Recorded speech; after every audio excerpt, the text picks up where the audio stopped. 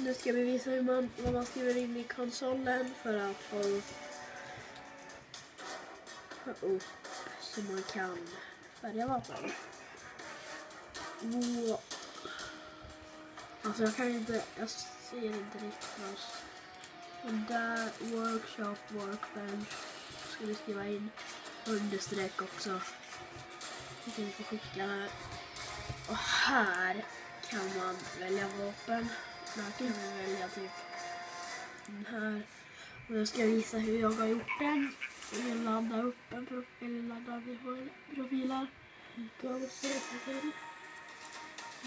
Det här är min som jag har gjort. Den är ganska snygg. Men jag har gjort en till också nu. Jag vet inte riktigt. Från. Ska vi kolla. Ladda.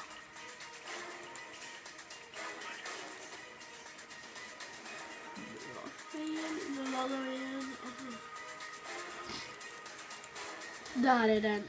Den där har jag gjort. Den är så jädra snygg. Tycker jag. Och hoppas ni gillar videon.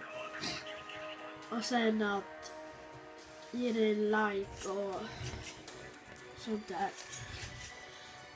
Och så syns vi i nästa video. Hej då! I'm Super Mario.